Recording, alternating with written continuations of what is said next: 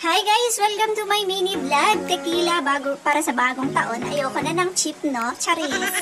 So yan, tagay na guys. Cheers! Pero bakit yan? Asin yung pinapupulutan sa amin. Siyempre, hindi ako basta-basta iinom, no? Yung rason dyan ay dahil may birthday po. Pero bakit kami nag-iinom nga ba? Char. So, sa araw na ito, sa vlog natin ito, ay birthday ni Elqueen, ang ating magandang pamangkin. So, sa part na to ay naglalaro yung mga bata. Yan, Elqueen. Siya po yung baby na yan.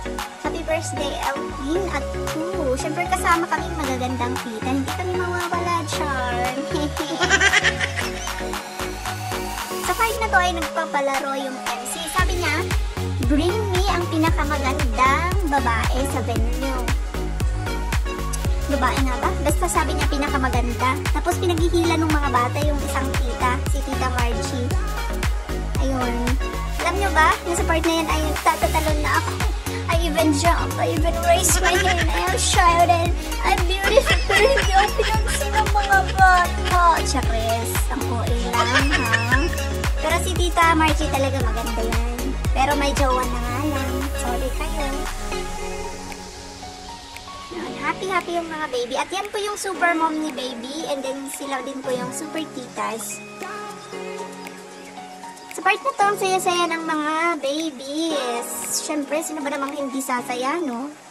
Diba remember when we were young too? Ang saya-saya natin. Hindi tulad ngayon, ang dami ng bayarin, ang dami ng problema sa buhay, sa pera, sa love life. Sama mo na rin siya na wala na. Chares! Siyempre, hindi rin mawawala ang pictorial. So, ayan siya. Isa pa. Tapos, kainan na. Hindi yan mawawala. Ayan. Tsaka yan, di ba? Ang ganda-ganda ko. I like the motif. At napunta na nga po kami sa part ng inuman. At yan Siyempre sabi ko nga sa inyo, no? Tequila tayo ngayon, wag sa chip, char. Tapos bakit pinapulutan kami ng asin? Kuya, bakit asin yung pulutan natin? Ano ba yan? At tinanggal-tanggal na nga po ni Ma'am nga ba? Madam Ria, yung supot. Ay, may paganon pa sa pet ng bottle. At naglagay siya ng konting alay. Alay nga patawag dyan. Ano ba yan?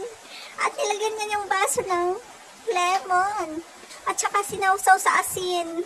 Ano ba ang gamit niyang asin? Akala ko ba pulutan? Ayan, naglagay ulit ng lemon. At documentation. Siyempre hindi mawawala yan sa Gen Z, no? At ayan, nilagyan din niya yung baso namin ng lemon. At sinawsaw sa asin na pulutan. Tapos isa pa. Tsaka na naman niya sinawsaw sa asin. Ala kuya, nagtitipid ka talaga ng pulutan. Bakit gayon? Charis. Ang purpose po talaga nung asin at saka nung lemon is to, ewan ko, sabi nila para daw, hindi masyadong maalat. Ay, basta ganon uminom yung yung mga tulad namin, Charis. Na aesthetic. Ano daw? Basta, ganon yun. Wag nyo nang tanongin. Basta, kung gusto nyo ng ganon na i-chat nyo ako at ituturo ko kung saan yun gagawin. Anong gagawin. At paano gagawin. At yan, nilagay na nga sa baso yung tequila. Ano ba yun? Ayan, inamoy-amoy ni ate. Di amoy alak talaga yarn. Ano pa?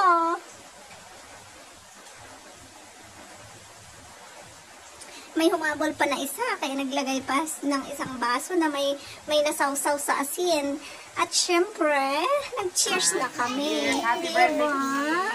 Happy birthday sa my birthday. And yun lang po for today's vlog. Thank you for watching Miss Ajajang in your page and sa YouTube.